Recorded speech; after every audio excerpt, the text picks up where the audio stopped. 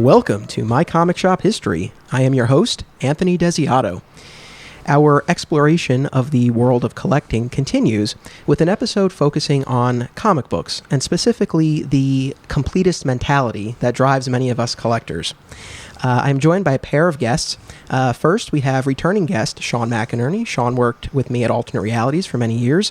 He is a school psychologist. He is also one of the most avid readers and collectors that I know. So, Sean, welcome. Thank you for having me again. I appreciate it. And I'm also really excited to welcome our first new voice of the season. So one of my goals this year was to bring in some new people, get some fresh perspectives. So I'm really excited to introduce Dan Greenfield. Dan is the editor, publisher, writer, and co-creator of 13thdimension.com, which is a terrific source of comic book news, reviews, interviews, and commentary. Dan, welcome. Well, thank you for having me. I really appreciate it. Yeah. I want to take this opportunity to publicly thank you. You've been very good to me in my various projects, and sure. I thank you very, very much. Yeah, sure. So I'm excited to talk to both of you today. I did an episode a few weeks ago on collecting original art. We had a great conversation, but for me, I've only ever really dabbled in that. So I was kind of coming at it from the perspective of an outsider. But what we're talking about today is something that's really personal to me because it's something that I've experienced and it's something that I've struggled with. The title of this episode is Complete Run. And so I want to talk about, what motivates so many of us to need to have every issue in a series, every appearance of a character, every part of a crossover. Because again, this is something that's, I've grappled with. So to kick us off, Dan, you wrote an article about a year and a half ago, and it was called How to Quit That Comic You Just Can't Seem to Quit. Now, when the article came out, the thought of doing a podcast wasn't even in my head yet. But when I started planning out this season, and I knew that I wanted to focus on collecting, that was one of the first things that I thought of. So if you wouldn't mind just giving us a little recap and maybe a little background into why you wrote that article. The thing about being a comic book reader and that completist mentality, I think, comes with it for most readers, one way or the other. It's all just a matter of degrees. And I actually, my own personal fandom kind of comes in two parts because I was an avid fan, die-hard, obsessive, and then I quit. I was out of comics for about 10 years. And then I came back, and we can get into the whys later. But one of the things that I was intent on doing differently was because I'd left comics, it was because I was burned out. And part of the reason I was burned out is just that need to have everything.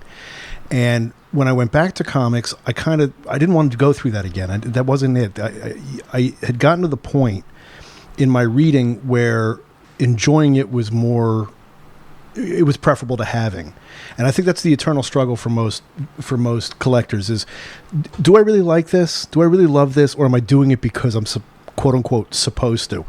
And I'd gotten to the point where I didn't feel like I was supposed to do anything other than what I wanted to do. And, there's sometimes there's the occasional backslide, but I've gotten to the point now where life and time are too short. And if I don't like something, there are other things to do. And with 75 years of comic books, if there is something I'm not liking right now, I can tell you right now, sitting here, there's a lot of stuff I've never read. So I'd just as soon spend my time doing that and find things and say, I was always curious about reading that story. I might as well take the time to do that. And that's kind of where that came from. I think that what it was that prompted it was the weekly Batman book when I wrote it, was because I was, again, as first and foremost a Batman fan. I mean, it's an embarrassment of riches being when you're a Batman fan, there's always going to be a Batman book, and usually it's going to be the top creators or among the top creators, and it's usually going to be something good. At the same time, that also means that there are likely to be 5 or 6 books at a given time, 7, maybe 8, depending if you're talking about side characters. Do I have to read all of those? And I used to feel like I did. And when I was reading the weekly, and I thought it was okay, but I was just finding that 2 or 3 weeks would go by and it was stacking up, and I don't feel like reading it. And I was like, you know what, that's okay. And then I thought to myself, I'm going to write about that because I know that that's part of why I got into trouble the first time in terms of getting burned out on comics, and also because I do know that people deal with that very issue. So I felt like I wanted to address it. As soon as I read it, I thought, immediately of you, Sean. Yeah, sure.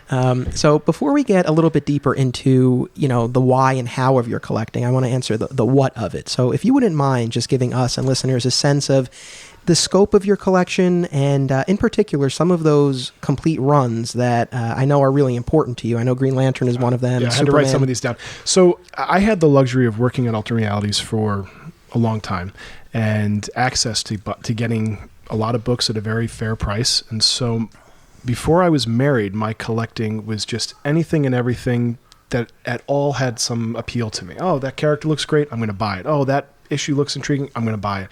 And then as I grew, I really began to focus a little more, and Superman was always a big character for me, so I bought a lot of Superman.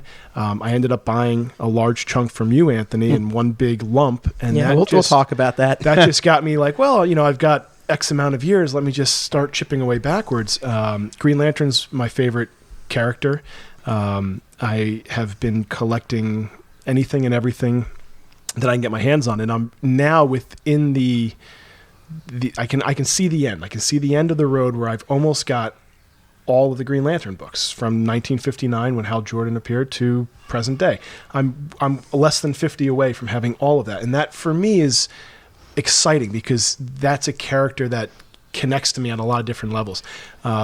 That said, I still buy a lot, but once my wife and I had our first son, I think I probably even told you this at the store, that my collecting habits changed, and it was no more I'm going to buy anything and everything that looks cool. It's much, I focused it. I said, well, I'm going to get Green Lantern, I'm going to get Green Arrow, and every now and then I'll get a Beast or I'll get a Captain America or something like that, but it's few and far between. I'll stick to the Green Lantern, Green Arrow type stuff. And I've actually done pretty well in terms of merchandise, staying focused. With the comics, I agree with you in many respects, Dan, and you used the line, I think it was even in this one, that newspaper reading. Mm-hmm. A lot of my collecting is newspaper reading in many respects, and I just want to see what's going on. I look forward to, in a couple of weeks, my wife is going on a conference, and she's taking the kids with her for a little bit, so I'm going to prune my collection and get rid of a lot of stuff that I will never look at again. Now, is this Green Lantern stuff or just other stuff? This is other stuff. The Green Lantern stuff, even at its worst, I like knowing, like, I've got the run, and it's not just the volume run, or it's not just the writer run or the artist run, it's the run. Right. So for me, there's a cool aspect just to that. You had talked about this in one of your previous podcasts about the historical piece to it, like you're owning a piece of history. So in some very small way, shape, and form, I can say, I've got something that existed 30 years before I was ever even born, and that to me is kind of cool. Does condition matter to you when you buy back issues of Green Lantern? Yes and no. I'm realistic in the fact that I will never own mint condition early issues or even mint condition some Neil Adams stuff. Right. Now that said, I'd like to buy something that is still appealing. It doesn't have to be high grade, but I would like it to be, a 7 or better, something like that. But I do have some books that are really in poor shape. But I got them for a steal. It was a handful of dollars at an antique store, and they had no idea what it was. And even if it was in bad shape, I got it. So I've got, of the first 10, I think number 3 is in, I would say, like a 3.5, 4.0 condition, pretty low. Yeah. But it's number 3. Sure. That's great. And I paid less than $10 for it in an antique store in Vermont. So I wouldn't trade that. I mean, I would. To me, it doesn't have to be mint. I mean, it's got to be, like you said, it's got to be a good, solid reader copy. I do have certain things that I don't want. I don't want writing on the cover or whatever. I agree. But there are other things I definitely can live with. Things that actually I used to not be able to live with. Yeah, I mean, you have to be realistic. I'm not independently wealthy where I can afford just to go out and buy the best condition of every book. And the reality is, there's so many reprints of stuff that if I wanted to read Green Lantern 76, I have about 5 different copies of reprinted. I can pick it up and read it at any time and not worry about damaging it. So, to splurge a little bit on one issue that means a lot, I'll do that. But those are few and far between. Sure. We had a quick conversation a few weeks back at East Coast Comic-Con, Sean, where we talked about your collection, specifically Green Lantern, the Green Lantern run, as well as your habits when you go to comic conventions. Yeah. And I will likely throw that audio in so listeners can hear a little bit of our conversation on the floor at East Coast Comic-Con.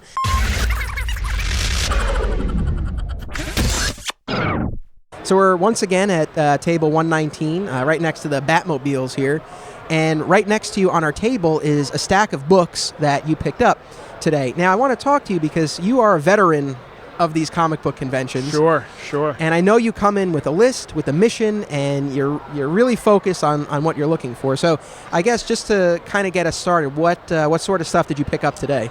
Well, so for today, I started at the dollar bins. Rich Roney, who's been on the show before, was kind enough to come yesterday and sort of spotlight the areas that I should go to. So he sent me to this one booth, and I bought some dollar books of the Superman Adventure comic, an all-age comic, mostly written by Mark Millar and stuff like that. A really great book that is so much far superior to what's out there now. So I bought that, and then my main goal of all these conventions is to close the gap on completing my Green Lantern run, first and foremost, and then chip away at the Flash and Superman and stuff like that. When I started today, I was within 50 issues of having every Green Lantern comic, including the showcase appearances since 1959 to present day. It's been fun. It's one of those things. It's nice. Drew had asked me, Drew Cheskin, who's been on the show, I think, too. He asked me this morning before we even walked in the doors, why do you bother? Why don't you just buy them all online? I'm sure you can get them all online. And he's right, and I could. But part of the fun is the hunt, is coming to these shows and digging through the bins and negotiating prices and trying to get the best deal you can. I carry with me a list, and then I carry with me a photocopied page of the price guide, so that I can look and see if I feel like I'm paying what I think is a reasonable, fair amount for each book. I want to talk a little bit about just your habits, when you're hunting for books, particularly at conventions. Yeah, I've got very poor social skills at these conventions. Well, it's funny. So I saw Rich earlier after you and he had parted ways, and he described you when you came into the convention floor here. He said that you became erect as you made your way over to the books. Now, erect is what he said? that's a direct quote. Right. Now, I believe he was referring to your stance, your posture, or maybe not. Maybe you just really, really, really like back issues. I don't know. I'd like to go with the earlier one. I think what happens is I come into these with a mission, and as anyone who's come to a convention with me can tell you, I'll be very talkative prior to it. I'm very talkative at lunch, but when we actually walk the floors and I'm going through the boxes, I'm focused on that, and I'm not giving my 100% attention to the other people around me, which might be rude, but that's I think I compare it more to like laser focused. I'm laser focused at these things. I come in, I look, within a matter of minutes I can decide, do they have what I want or not, and can I move on?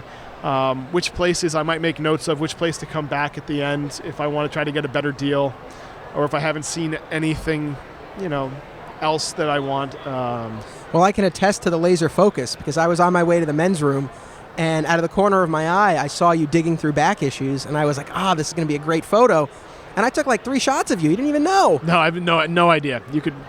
Very flattering. Thank you. I don't know really what there's much to see. A big bald-headed guy digging through boxes, but it was. You know what? It was just the focus and the concentration, and you, as you said, you clearly had a mission.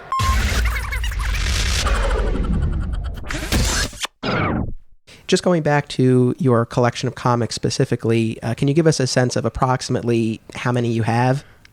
I mean, it's well over 10,000. 12, 13,000. I don't know. How many long boxes does that translate to? It's tough because I've got an entire bedroom at my house full to the brim with boxes, and then I've got boxes at my parents' house. I've got boxes just sort of scattered throughout all over. I really don't know how many long, but a lot. It's a lot. And I've, the key Silver Age books that I've got, I keep in a safe place in like the master bedroom of my house. I've got extra books that I know I'm going to get rid of on eBay in the basement, stuff just to throw out or take to work with me. I can give them to the kids, some of them. But it's a large collection. And then there's the statues and the merchandise and the figures and the trades and all and hardcovers. it's a lot, and I recognize that. But it's not. It's never. When I worked at the store, that was my comic money. It wasn't paying the bills. It was just paying the hobby. So. And just for the record here, my little disclaimer, as we talk about being a completist, Sean in particular, there are a number of questions that I'm going to kind of hit you with, but it's not in any critical sort of way. It's just that you were sort of, in a lot of ways, the voice of the completist. Sure. To some extent. So actually, I think there are more people like him than there are like me. Yeah. Because I was that person, and it was with Batman. And for me, it was... I got to that point until about 92, 93, thereabouts, and for me, it was just burnout. And part of, again, the reason is that there's so much Batman, and especially at that time. And I had gone as far back as I could with the run that I have. Maybe I'm jumping ahead, so I'll But for me, when I decided that I was going to get back into comics, that was the thing that I didn't want to do. Yeah. I knew I couldn't, for one thing, but also it's just, I wanted to make sure that if I was going to do something, it was something I really, really wanted. But there's really something to be said for saying that you have a Green Lantern, with the exception of these 50 books, goes all the way back to 1959. That's really, really cool. And if you are focused on something like that, then more power to you. I think that's great. Yeah, I mean, and I said this in the commentary at the show. Part of the joy of collecting is that hunt. Yeah. And you mentioned I'm a psychologist. I have notes here, but I had recently serendipitously read a book on social psychology, and it talks at one chapter about happiness. And they say, if you're going to spend money on anything, buy an experience, not merchandise, not something, because that's. You're gonna look back on that more favorably than you would buying something that you put away and you never look at again. And I think the same can be said about comic books. When you buy a comic book, 9 times out of 10 you bag it, you board it, and you stick it away. And if you're lucky, you go back to it in a decade, and maybe not. But the experience that is involved in that then adds that extra layer where it's the thrill of the hunt. It is the thrill of the hunt. Yeah. And it's it's great going to a show and walking booth through booth and seeing who's got what and at what price, and it's exciting when you come out of a show and you feel like, wow, I finally found this one issue that's taken me years to track down. Or even like a surprise, like also at East Coast Comic Con, I'm walking along and I'm not I'm still Batman first and foremost, but I've diversified since I've, over the last 10 years.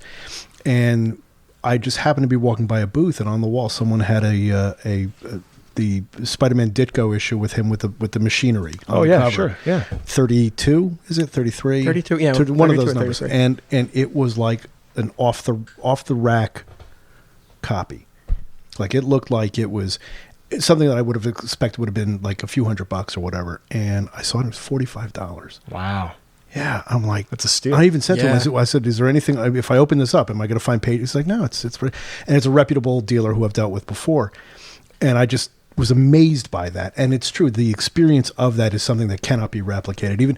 And I will do the occasional eBay thing, but it's just the being there is, that was the highlight of my show. It's like, holy, I agree with you. I think with the internet today, you can track most anything down pretty easily. And Drew, one of the friends from the store, he's been on the podcast, he would say to me, like, Sean, you could just go online, just buy it online and have it and be done. And that hunt is what's missing. It's what stops you from doing it. Now, every now and then, I just bought Green Lantern 76. But there was a story behind me buying it. So I'm always going to know when I look at it, it's like, oh, wow, I was almost going to buy it from this one dealer, and then last minute, somebody else had it for a lot less, and I snatched it up. And that will always stick with me when I look at that issue. That has always meant a lot to me to begin with. So DC had their New 52 event 5 years ago now. Yeah.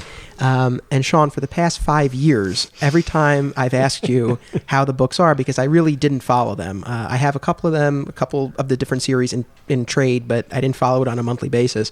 And for the past 5 years, every time I would ask you how they are, your answer was some variation of they're terrible. Most of them are terrible. Yeah, the thing with me is there are good stories. Well, what were you reading? Let me ask you that. The stuff I was reading most of it. I read every Superman title. I read almost all the Batman titles. I read all the Green Lanterns, the Green Arrows, the Justice Leagues, the Flash, and not to mean to cut you off, but I think this is an important point.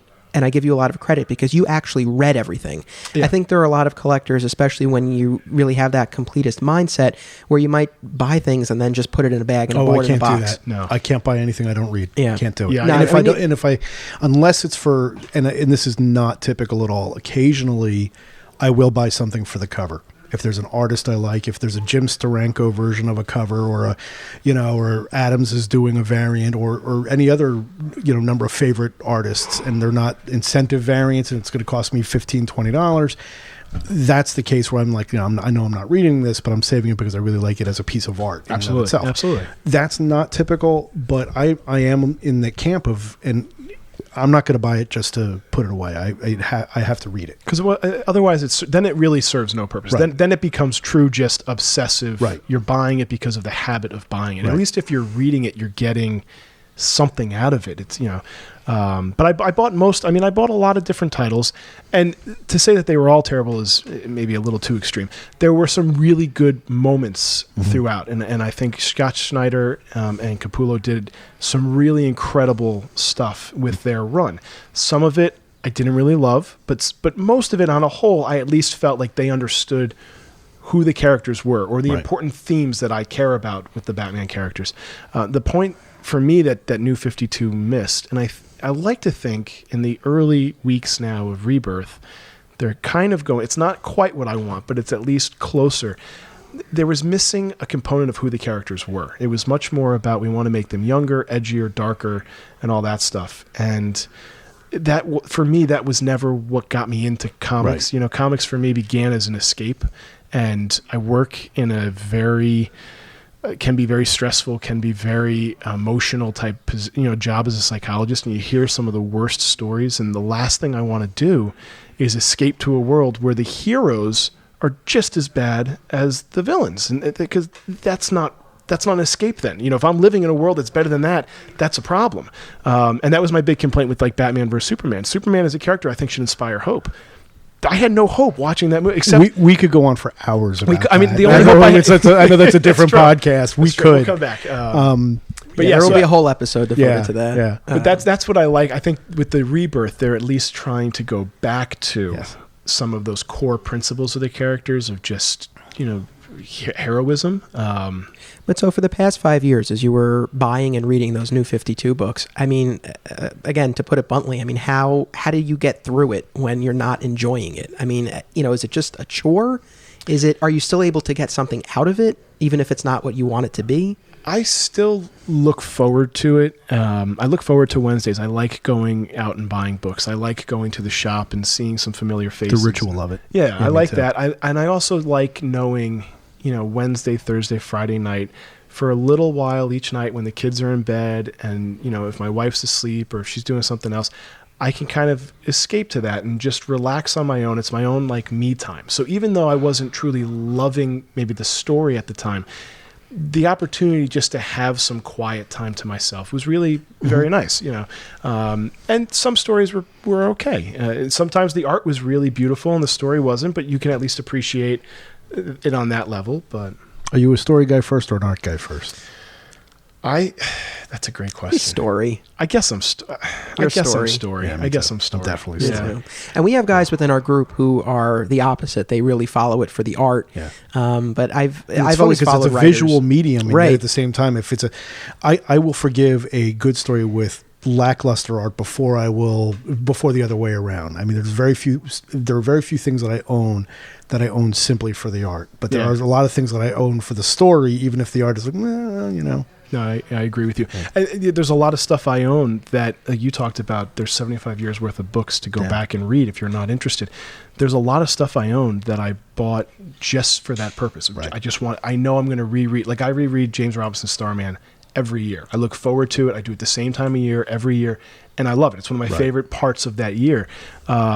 And so I've got multiple copies of that. I've got the single issues, the trades, the hard, whatever, because it's something that's my ritual. That's every year. And every time you read a book like that, you connect to it, I think, differently.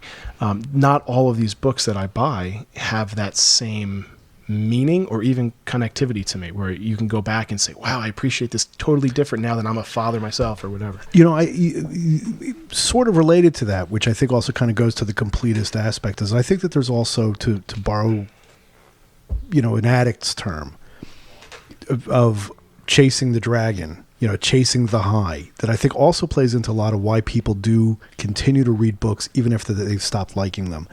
And that was something also that I was able to stop myself from doing, is that a lot of times, and I particularly found this right before I had my, what I call my great hiatus from comic books, was that I was searching for that high of feeling like, man, this is like the best thing I've ever read. You know, this, you know, always looking for the next Dark Knight or the next Batman Year One, and becoming more and more disenchanted that it wasn't there. And so rather than taking the stories on their own terms and understanding that there's a reason why those classics are classic and that they endure for decades, because they're so much better than everything else, I understood that I was able to kind of make that distinction between, if I'm chasing something and it's not giving me that feeling, at some point I'm just going to quit. I'm just going to stop. It's not worth it to me. Now, again, I say this from the vantage point of being a Batman fan, knowing that the chances are there's going to be at least one Batman book going on at a given time. If I'm a Flash fan, and this isn't to pick on the Flash, but there's only one Flash book, and if you're a diehard Flash fan and something that's going on in that book and you don't like it, I imagine that could be really painful, because this is your guy, or if you're, you know, certain characters a friend of mine who contributes to the site is the biggest Aquaman fan that I know. He runs the Aquaman Shrine. His name is Rob Kelly. He's a podcaster. He's got a gazillion different websites on different things, but like Aquaman is his passion, and which is, I didn't know anybody for whom Aquaman was their passion until I met Rob. And he did a podcast the other day with Dan Abnett, who's the new writer on the book, who kind of did the last few issues of, you know, before Rebirth, and is going to keep the book, which I'm glad about because it's been a good book. And he talked about how, you know, Aquaman fans are always looking over their shoulder. You know, they always figure that, you know, it's always going to turn bad and he's going to get canceled and you're going to lose this character. So I can understand that sort of that always feeling like you're just one step ahead of but for me, you know, if there's a character, I don't want to knock the book because I don't want to knock the writer, but there's a character who I like an awful lot from Marvel, and I've tried reading the current comics, and I just cannot get into them. But I've found myself going back and finding old Bronze Age and Silver Age books of that character that I'd never had read before, that I've always been curious about, and it's just as rewarding, and you do get that feeling. So I'd rather kind of, like I used the term before, I'd rather diversify than just keep going. Yeah, I'm curious. And you took that hiatus. Did you, when you went back to comics, track down books that came out in that hiatus? Like, gosh, yes. I'm really sorry that I missed that. And yes and no. When I quit comics, basically do you want me to go back to the beginning, or do you? Yeah, we can get into that now because okay. You know, we've touched on it a couple times. So yeah, okay. It'll be interesting to know sort of what led you to that point. Sure, I had been a, you know, like most people of my generation, because I'll be 50 next year. My way into comics was through the Adam West TV show, Batman TV show. I mean, that's just a very typical kind of thing. So I'm not alone in that. And I can remember that. Let's put it this way. That's always existed for me. And I can't remember the first time I got a comic book or anything like that. Some people have listened to your podcast where someone was like, oh, I was in the barber shop or whatever. I don't remember the first time, but I do remember very early examples of seeing comic books and having them really be appealing to me, and other collectibles and stuff like that. But it was always Batman first and everybody else second. And this went all the way through the 70s. Into the 80s, early 80s, you know, I started working when I was about 13 or 14 years old, before I could even get papers. I was working at a bingo hall in Highland Park, New Jersey, selling coffee and hot dogs, getting secondhand smoke. And, you know, for a kid at that age, I used to make some pretty good tips, working Fridays, Saturday nights, and, you know, just for a couple of hours, and I'd make decent money. And what I'd spend my money on was comic books. And my mother and I had this big back and forth because she thought I was getting a little too old for the comic books. She was previous generation. She's like, I don't know about this. And I'm like, nah, you don't understand. And I figured that the one way I could get her to understand was, they'll be worth something someday, Ma. They'll be worth something someday. And that she understood. That she was like, okay, if this is an investment. But she still didn't like the idea that I would read so many different kinds of things. I don't know how she knew. I mean, I don't think she was snooping around. I guess maybe she just saw the stuff lying around. And she says, well, if you're going to do that, then, well, what's your favorite? I'm like, well, Batman, you know that. She's like, okay, well, why don't you try to make it the best Batman collection you can? That if you're going to actually look at this as an investment, try to make it like this thing. And that made sense to me. So that was kind of the compromise. I was like, okay, I'll make it, it'll be, and so what ended up happening was the tragedy of good intentions was then I became an obsessive. What was, why don't you try to do something became, this is how you do it.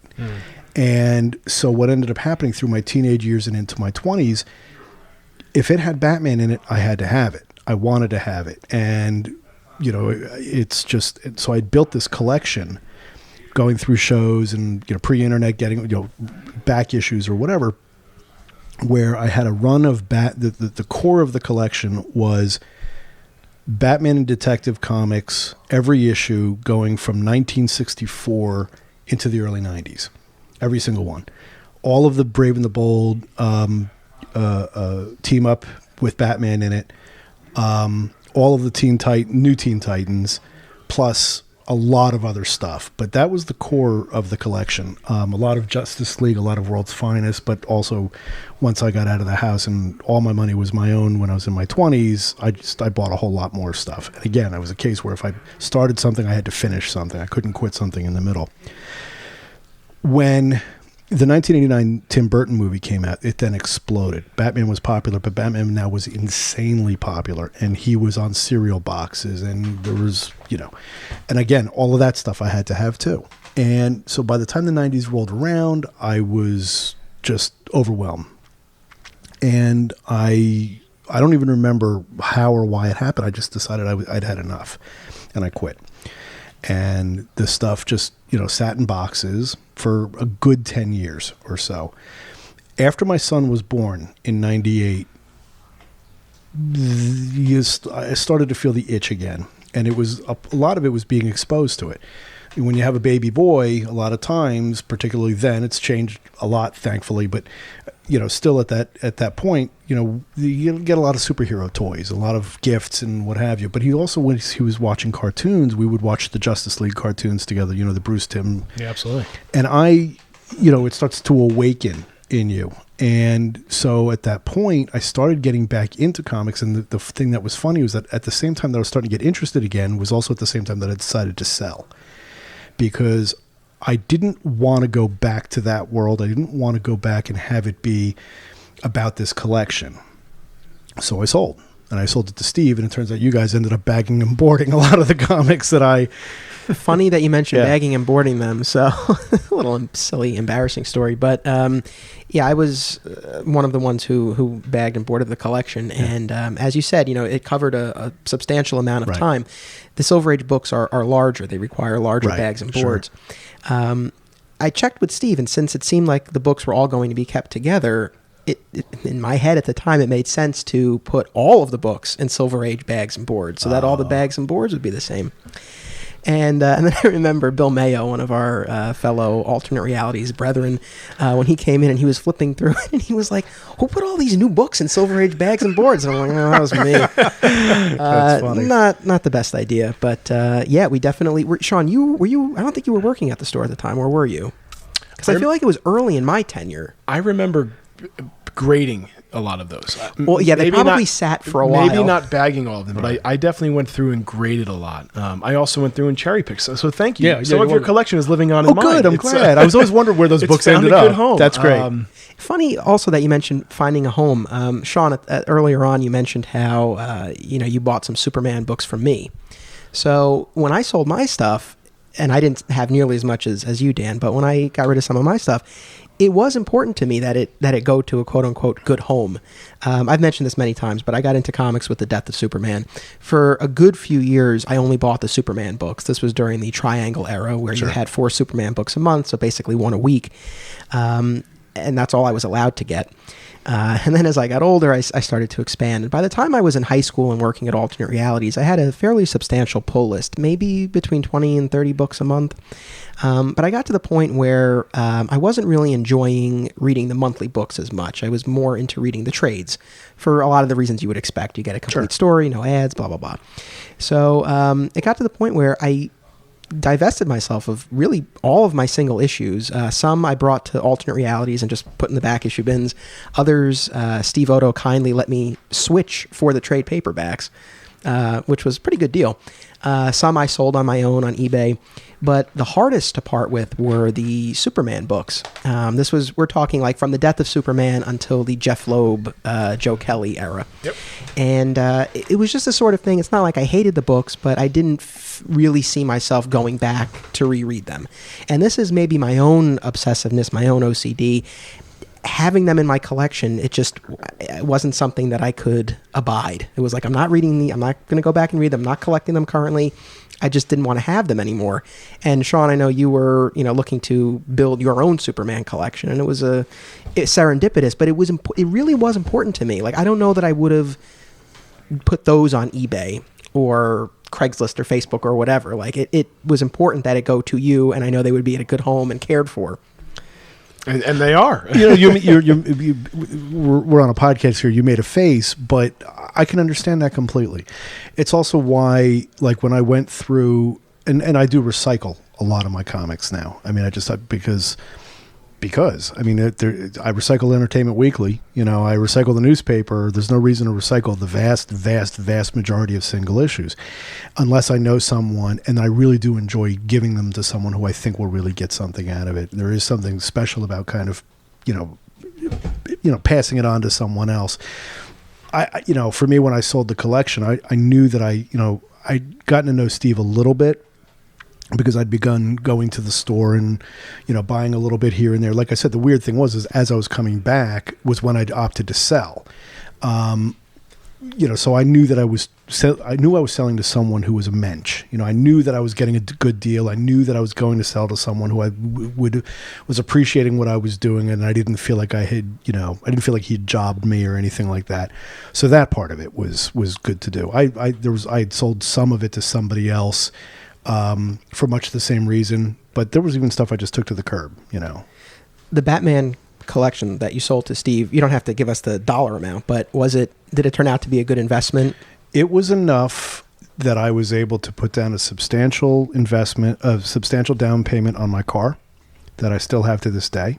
It has been paid off for years, and because of the way I commute, it still has under 50,000 miles on it. So yes, it paid for itself. And the great part about it is that purely coincidentally, and this was probably the indication that I was never going to get too far away from comics, is that the license plate, without giving the full number, is actually DKR, which of course is, Dark Knight Returns. I'm like, as soon as I got the number, I'm like, oh, you got to be kidding me.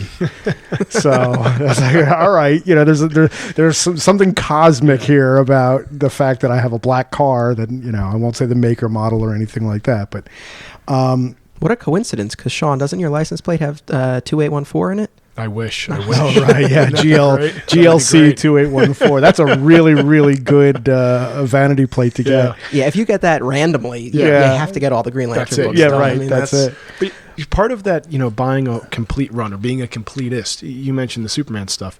At the time, and it really was serendipitous, I had taken a hiatus for when I was a child, really. I read it as a very young kid and stopped for many years and came back to it in high school. And I remember starting in around 2000 with Superman, with the Jeff Loeb, the post-Y2K type stuff. And when you said, hey, I've got, 4 years prior to that, you want them? And I was like, but yeah, I'll get them. And then I was like, wow, now I've got a nice run of, 10 years. Well, why don't I just start chipping backwards? And then that's how that's my fault. Well, no, but that's how when I start buying a book, it's not with the intention of like, I need to have it all, right? It's like I buy the issues or whatever that first interests me. But then after years of collecting, you realize, wow, I've got a bulk of this series. Why not not keep just going? get the other 10 books I'm missing and have the whole set, you know? That's the slippery slope. It is a slippery. Yeah, You know, you're yeah, 100% correct. yeah. And so now, you know, I've got a nice Superman run that I like. It's from, I would say, almost complete from like 1979 till now. But a lot of those books are like dollar books or quarter books. sure. So it's not a huge investment, you know. Now, when you go and buy your, you know, whatever you buy on Wednesdays, do you save everything, or do you ever just discard stuff? There's stuff that I have got. No, I do get rid of stuff, and I do prune. Not But as how often. often? I mean, like once a year, twice a year, like or once do a you year. routinely? Like once Yeah. a year, I'll do a big pruning, and I'll Right. box up, you know, maybe a long box or two of stuff that I just know, you know, I bought it because I wanted, I just wanted to read it, and I did that, and like I said, if I can find a home for it, if I can give it to somebody, if I can bring it to school, my kids will take it, or if I just donate it or sell it or whatever, you know, then it's paid for itself. I'm happy because I got the experience and I'm done. So I do go through it and I do prune. Maybe I need to do a little more pruning, but I get rid of stuff. And a lot of this new 52 stuff, because I bought so much, it makes it easy because there's no real close attachment. I don't feel like I really connected with it, so I don't mind letting it go. Even some of the Superman stuff, like I don't have an extensive run of Superboy and Supergirl, but I bought the new 52 versions thinking like, well, you know, I'll just get these and I can always backtrack on some of the 90s stuff. I'm ready to get rid of them. I can't wait. I'm looking forward in 2 weeks to doing the pruning because I know those are the first two things I'm boxing up and goodbye, and they're out. And now I've opened up space. And you had mentioned why buy stuff to put in a closet. I'm proud to say I think I got about 75% of my statue collection displayed, which is pretty good. And I haven't really been buying a lot of statues since we've had, you know, a couple kids, but every now and then I'll get one. And my goal would be if I can get rid of 2 long boxes, I have enough space in the man cave for another showcase, which means I can then put all of my statues out. 100% will be displayed.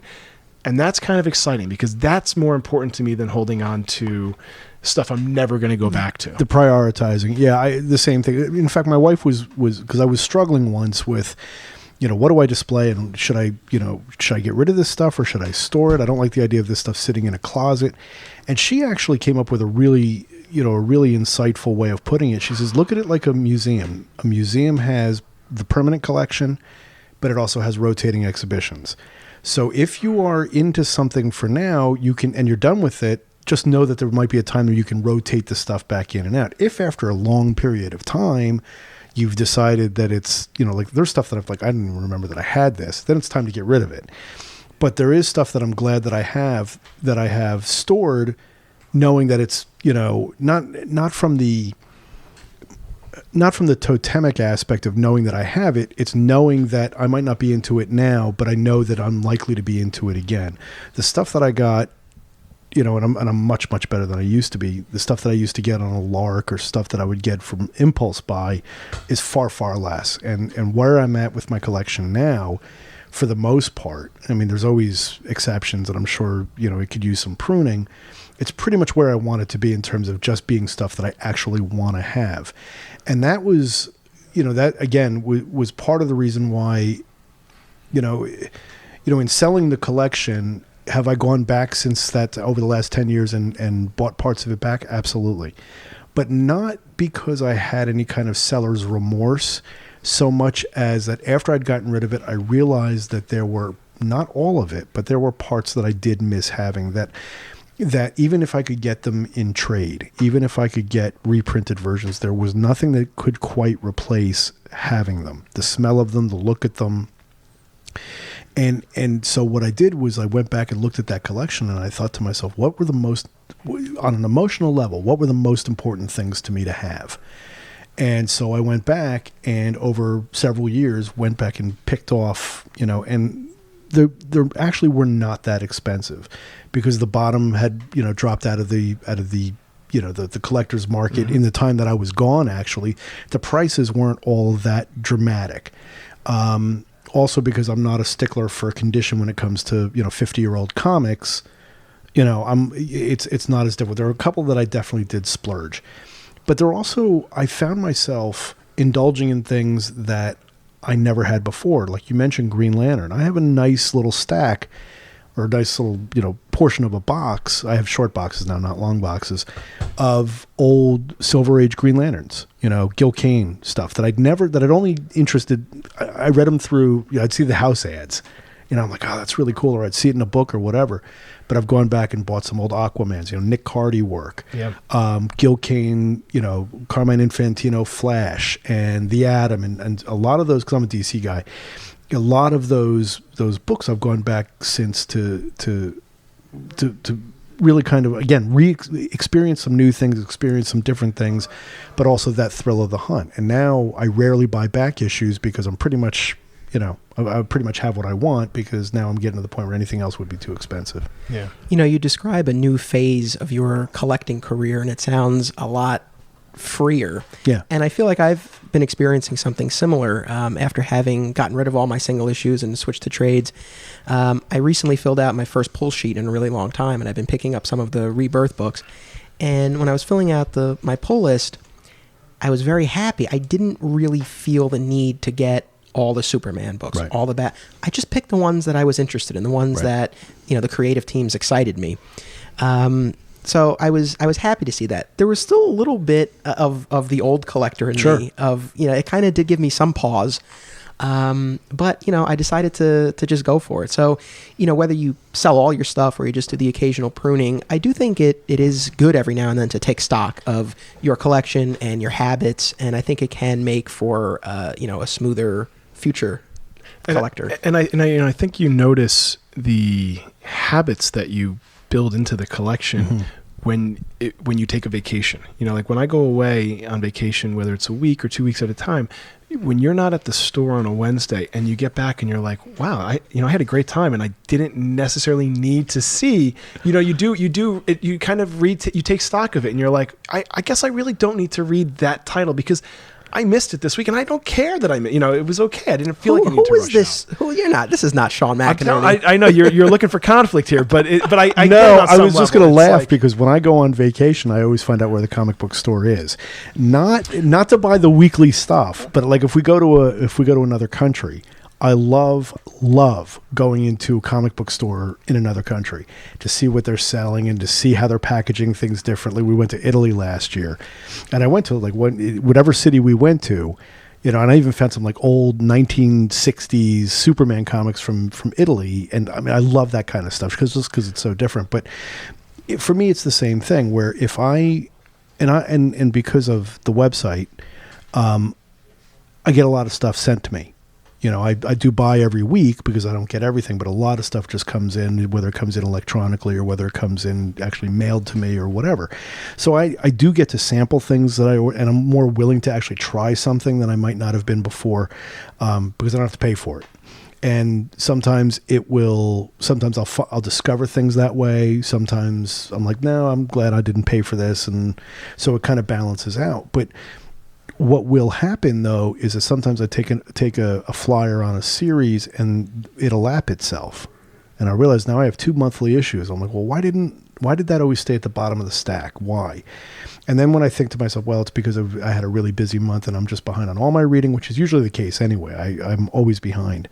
But if I find that I'm not looking forward to catching up, that's time to quit. It's time to get out. I find it when I buy the books on a Wednesday and I sit down to put them in order of what I want to read first. If I'm noticing month after month that this book is the last book I want to get to, that's a problem for me. Like the new 52 Black Canary, without, maybe I shouldn't say all these titles, but it's a book that I put at the bottom of the, I bought it because I like the character a lot, and I bought the first issue and I said, okay, it's different, it's fine. But after a while, it just wasn't for me. And I was noticing week after week, I was delaying getting to it. And so that was a book I stopped midway. I only have a handful of issues, and it'll make it in the pruning, and I'll move on. But I wanted to see it at first just to see, but that was how I tracked it, I guess. Well, I'm the same way with titles that are more like a lark, where I'll be like, and sometimes it'll start off really well. There'll be a couple of issues, and I'll be like, hey, this is good. And then I'm like, well, what happened to that book? What happened? Why is it not that good anymore? And then, I have found that there's only one title that I will buy. Because I'm lucky. Batman is almost always good. There's only one title that I will buy regardless. And I have found that it's weird. I've tried to quit it, but I cannot quit Detective Comics no matter what. No matter what. That doesn't mean I save them or anything like that, but I cannot quit Detective Comics. There's something about me intrinsically as a Batman fan that's like the one sop I give to being a completist, not in terms of saving it, but in terms of reading it, is that I will always, because it's Detective Comics, I will read it. But that doesn't mean that I will read this offshoot of the Batman book, or I might not read that character's book, or, I don't read the Red Hood book, but I do read, I gave Grayson a chance because I was like, oh, I don't like the idea of where they're going here, but I'll give it a shot, who knows? And I ended up loving that book. That was another thing that I learned, and it goes back to the whole issue of making your own continuity, is if the story, if a premise is silly, but the story is well told, I will forgive a lot of sins. And so if it turns out that with the Joker story, it turns out to be a really well-told story, well, great, that's fine. But it doesn't mean it'll be, maybe it will be part of my own personal pantheon of favorites. Maybe it won't. But either way, I don't get exercised over that kind of stuff anymore. Sean, when you do drop a book, how often would you say that happens, and what does it take for you to drop it? I know there are some things, again, like the core Superman books, Green Lantern, where those you will those always I buy, get. Yeah, I just get those. But some of those other ones, like Black Canary, for example, how often are you dropping titles? In the past 5 years, more often than I ever did at the store, for sure. And that's, circumstances have changed. When I was at the store, I had access to everything, and I had access at a great price. And I still am very blessed that where I'm shopping, they're very generous to me. But I also have 2 kids now, and I've got other priorities. And you mentioned the time, the time constraints. I think when I start to really notice that pattern of, God, I am dreading that I'm even getting this book, that's when it's like, okay, you know what? It's time to end it. And is it easy? Like if you recognize that, is it then an easy choice? Then it's just, and then it's one that I'll bookmark in my head and say, when it's time to prune, I'm going straight for that first and packing it up. And I don't ever expect to make any money off of it. It's just the space becomes more valuable. But there's an undercurrent that there's a similarity to what I'm talking about and what you're talking about. Even though you're more of a completist than I am, you're still at a point where you're able to get rid of things or stop things. And it is circumstantial. You have a family.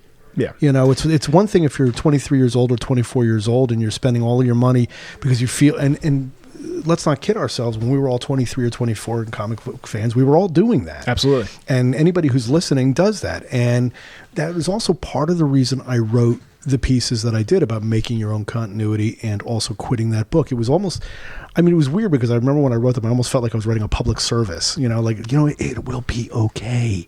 It will be okay. And the thing to remember, and this is also why I don't, understand why people, I understand it from a rational standpoint, but from an emotional standpoint, I no longer understand when people get so angry about something that it's out of all proportion, where my attitude, and it's also the attitude that the website, it's kind of the foundation of the website, is that nobody ever held a gun to my head and said, you have to read that comic book.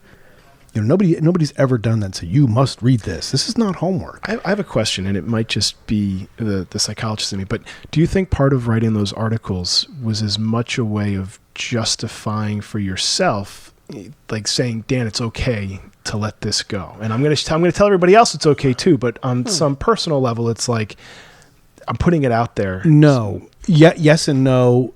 No, more from the... No, because I made my peace with this stuff years ago. I don't have those struggles anymore, those internal struggles. And when I did come back, I kind of felt like I had to unlearn bad habits. And so I did go through several years of making some of those same mistakes of putting everything in a bag and a board, doing this. And as it went along, as the years went by, I was able to... and again, there would be backside. I'd get rid of something, I'd buy it again. I'd get rid of something, I'd buy it again. All of that kind of stuff I sort of went through, but that was years ago.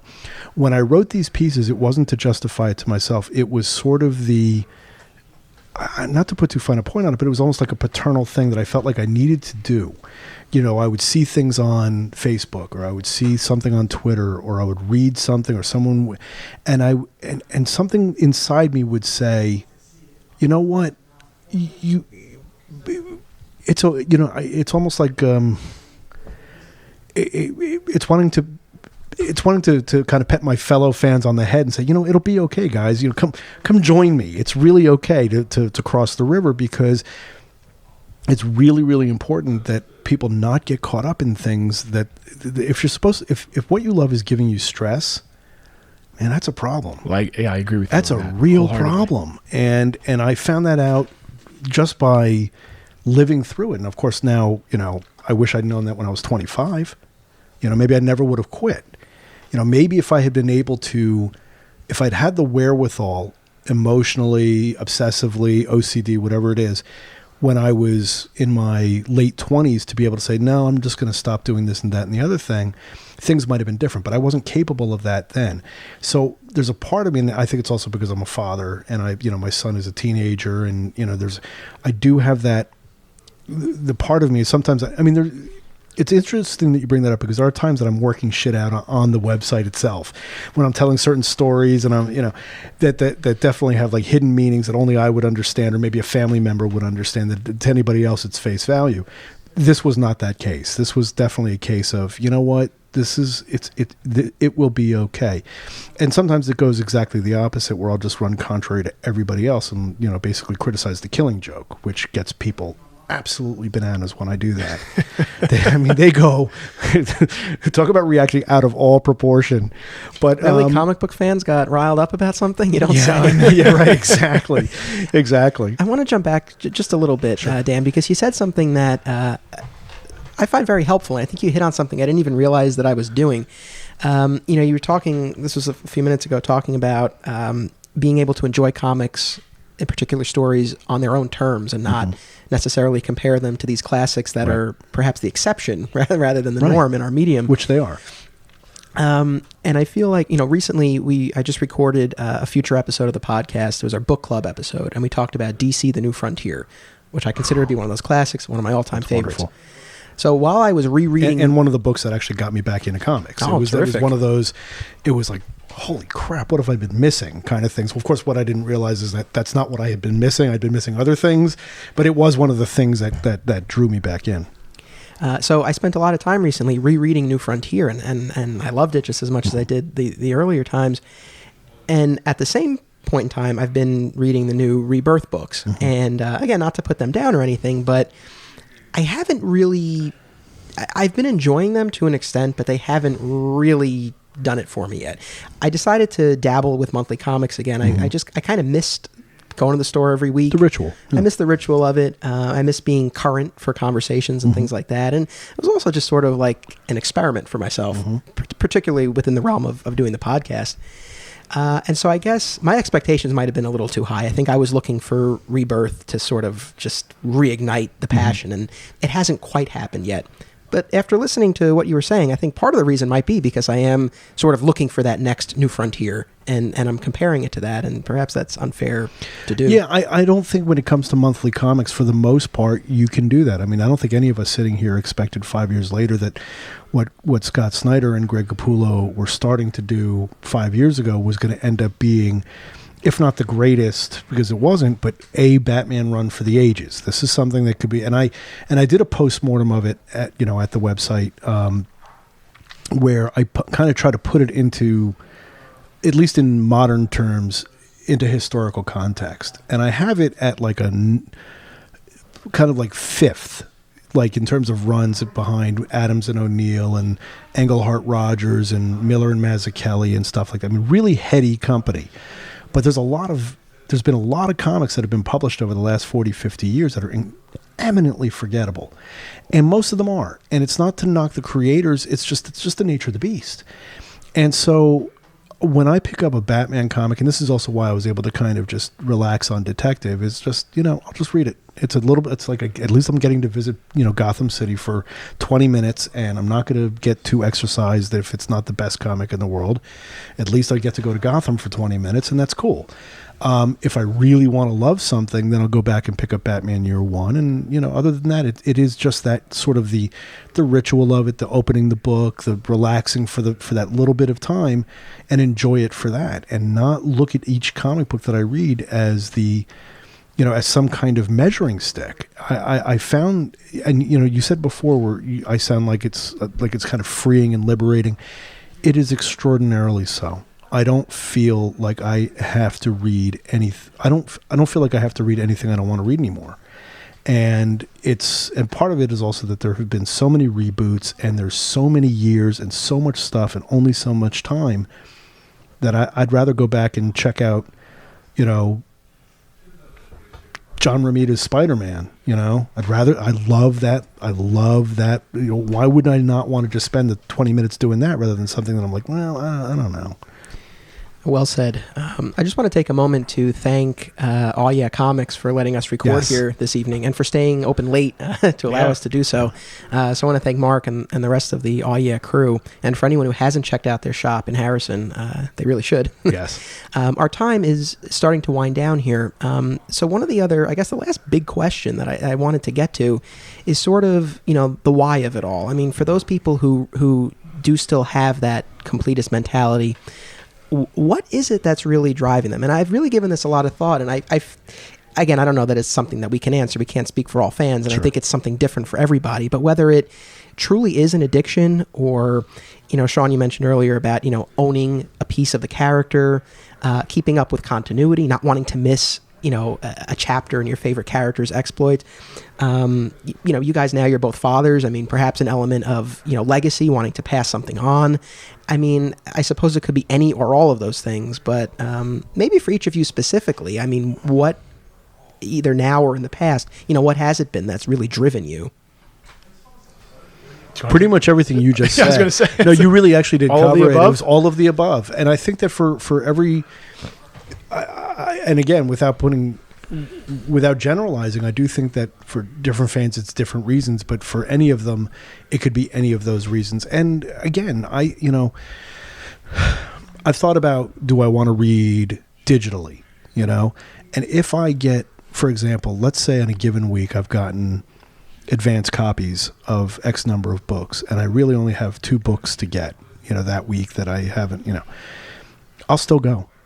I will still go, just because I like going. I enjoy it. I get something out of it. I like the store that I go to. I like the people who go there. It's part of my thing. And if I don't go, I don't like it. I want to, so there's still, even for me, even though I've been able to change a lot of my bad habits and I've been able to, through trial and error and going back since I was, 4 or 5 years old, I've been able to, through trial and error, learn what's right for me. All I would tell anybody is just do what feels good. If as soon as this thing becomes a burden, then you're doing it wrong. And you need to think about what it is that you're doing, because there is a better way. And you have so much more control over what you're doing than you may even realize. And you mentioned the addiction, and you're a psychologist, and I do think that there's an addictive aspect to it. It's not heroin, it's not liquor, it's not whatever, but there is an addictive quality to, even I'll talk about my son. He's 17 and he loves superhero movies, and he's tried comics, and he's tried, and he feels like he's doing it wrong. Like, well, how could I like this but like that? I said, well, I hate to tell you this, kid, but there are a lot more of people like you than there are people like me. Just enjoy it for what it is. And once he kind of got his head around that, he was cool with it. And I think that also part of what drove me to write some of those pieces, because I do want people to know that I've never been this excited to be a comic book fan or a comic book reader or whatever you call it than I've been now. I mean, you can't compare the same way of being a child versus being an adult, but as an adult, certainly it's more rewarding now than it's ever been. Part of that is because of 13th Dimension, obviously, but a lot of it is because I feel like I'm only doing what I want to do. And when you get to that point in your life where you can say that, then, that's a win. Yeah, I mean, I guess I'm guilty at times, and I love what you said a while ago about your hobby shouldn't cause you stress. Yeah, I think that's absolutely. There's a tremendous amount of truth to that, and I'm guilty at times of being like, gosh, let me just email my buddy who owns the shop and just just tell them, can you just pull the variant cover for me as well? Because I know I want it. I don't have to chase it down or track it down. I just want to know that it's there and I can relax and whatever. So I am guilty of it at times, and I still am. And I still have my moments too where I'm like, I shouldn't have done that. That was not, you did that because you felt you needed to, not because you wanted to. But then I've also learned to forgive those moments and not I used to beat myself up over stuff like that. I don't. I'm like, you know what? That's, as long as you recognize it. And I think, for me, having kids changed a lot of having kids and losing the store, I guess, were the two big things that really changed my collecting habits. But it has been really nice to go to a convention and not come back with buyer's remorse, because there are things in my collection that I look at and I'm like, this thing, why did I ever buy it? And I'm still holding on to it. Like, what is wrong? What was I thinking? And it's almost there as like to mock me, like, don't do this again, as a warning. And so it has been very nice. And I'm not nearly as free as you, and maybe one day I will. We'll see. But I do understand on some level, it is nice to come away and just be like, that's all right. I didn't get that print, and it's okay. I just recorded an episode that'll go up in a couple of weeks, all about collecting Pops, the Funko Pop vinyl figures. And I've heard on, I've been listening to the episodes and how that's kind of like an undercurrent. I don't get it. Man. I just, I actually have some other Funko stuff, but the Pops, I don't. And I can't figure out, I know that they're like almost like this modern version of Beanie Babies where it's like out of control, but there's something aesthetically that I just don't find that pleasing about them. But I understand that, again, there are a lot of people like you guys who are, or like you are, who are really into these. Yeah. And I know some fans feel the same way, and that's, perfectly fine. But in the episode, we talk a little bit about, some of the different reasons why they do appeal to people. But, for me specifically with respect to that, I have been able to approach it in a much more casual way as a collector, and it has been great. But, on the other hand, I know we're mainly talking comics here, but I'm also a very big television fan. I watch a lot of shows. And it's hard for me to stop watching a series. Part of it, again, there's not really the collector aspect, to that. But it is the same thing, though. It's that wanting to. That also. It's not the collector thing, but it's wanting to see it through to the end. If I've, God damn it, if I've given this much time, I might as well see it through. Right. But I'll never get that last hour back of Lost. I'll never get that hour left. I'll never get that hour back. I've stayed way too long with that show. But you're right. You're invested at a level where to step away, it's like, well, if I step away now, then the 100 of hours that I put into this are fruitless, and why let me just finish it out. And there's always the hope that whether it's a series or that'll get better. But you see, this is also, and it's the same thing with comics, and and that's also where I think that we do have it much better off, in the sense that it is easy to catch up. It's easy to catch up on TV because you can binge watch it. And I've given up on shows and then heard it got good again and then gone back. I can do that. It has actually made it easier to quit something because I know that I have a second chance.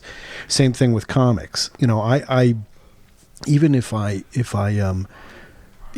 don't read on the tablet because I still prefer the old the feeling here. of the tactile aspect of it is important to me, the experience of it. But there are times where I've like missed an issue, and for whatever reason, maybe it was under ordered or whatever. I've just gone, boom, boom, $2.99 on whatever platform is, and I'll read it at least so I know, because I know I'm not collecting that issue. I just need the story because I actually like the story, but I'm not keeping those issues. So we do have some advantages than even 15, 20 years ago, and I think that's also why people, guys like us who grew up before that, or at least right on the edge. You guys are a little bit younger than me, or you substantially so. You're like, well, there's like a 20-year difference is a substantial difference. But I'm guessing you're probably somewhere in between us, or you? I'm not too far from him. Okay. Yeah, all right. Okay. Almost 20 years apart from okay. you. Almost. All right. Then I used to have the hairline of somebody. Oh, is that what it is? Oh, okay. Is that what it is? But the beard too makes you more distinguished. So, when I was your age, it was, not to sound like an old man, but when I was in my late 20s, the internet was only getting started. So it really you kind of did have that newspaper quality of, I got to read this because I don't want to miss something. Now we do have the advantages of, being able to catch up. Yeah. I guess my last question here, talking about the addictive nature and just a lot of these other issues, do you think that there are certain people who just possess that collector trait, yes, and they're drawn to comics yes, versus, Yes. I do, but I also think comics They certainly nurture it. They cultivate it. I mean, they wouldn't put numbers on it and track it the way that they do if they didn't want people to have that urge to kind of be like, well, I've got... Well, it's how they stay in business. Well, exactly. I mean, they're constantly doing number ones to bring more people in. And then you're like, oh, well, I got this number one. I may as well just see it, keep going now that I started, So I think, but it does attract a certain person. And we've seen it at the store. You want to talk about, people getting aggressive. Come to the store on a Wednesday and don't open the door for 5 minutes. Yeah. And people will be banging on the glass, like, let us in, because they need their fix. And it's, it can be very humorous at times with regards to that. The companies do know what they're doing as far as, everybody says, oh, they don't know what they're doing. No, they know exactly what they're doing. They know what it's the same thing where people complain about why do they put baseball playoff games, on so late because, they're only doing it for the ratings. Well, what does the rating signify? The ratings signify people. That means that's when the most people are watching. So that's why are they? Well, they only care about the ratings. Yeah, that's all they care about because that's when that's a measurement of people. It's the same thing for the comic book companies. All they care about number ones, and they just want to sell comic books. Well, the answer to that is yes, they do. I think and I know we have to sort of wrap up soon, but one of the things that does irk me, because I am a longtime fan and my heart is with DC. I love Marvel, but my heart is really with DC. Yeah, me too. But with both companies, when they have those the issues that you hear about in the news, it's like, oh, this is the next, whatever's going on with this character, it made the news and now that's important. They're looking to bring in more readers, and I appreciate that. But in many cases, they're ostracizing some of the long-term readers who are the ones who will go back and track everything down, as opposed to some of the newer generation that are just like, well, I'll read that, and all right, next, I'm done. It's called taking their core audience for granted. Yeah. But there's a reason for that, too. I mean, because they know that they'll come back. Well, absolutely, and the addiction is so strong that even if they offend us, we're still going to stick with it. Right. Well, gentlemen, I want to thank you both very much for this discussion. I enjoyed it a lot. Yeah, this was great. Thank you. This was good. Hopefully listeners will enjoy as well and maybe get a little insight into their own collecting habits and maybe even take away some advice about how to drop a title. Yeah. It'll be okay. Once again, thank you both. Thank you to All Yeah Comics. Please keep tuning in to future episodes of My Comic Shop History. Don't be a flat squirrel. My Comic Shop History is a Flat Squirrel production. Please visit flatsquirrelproductions.com to explore my other projects, including My Comic Shop documentary, By Spoon, The J. Mizell Story, and the forthcoming Wacky Man, The Rise of a Puppeteer. Be sure to subscribe to My Comic Shop History on iTunes and catch up on Season 1. Like My Comic Shop History on Facebook and follow me on Twitter at DesiWestside. Likes, ratings, and reviews are always greatly appreciated. Thank you for listening and continuing to support this show.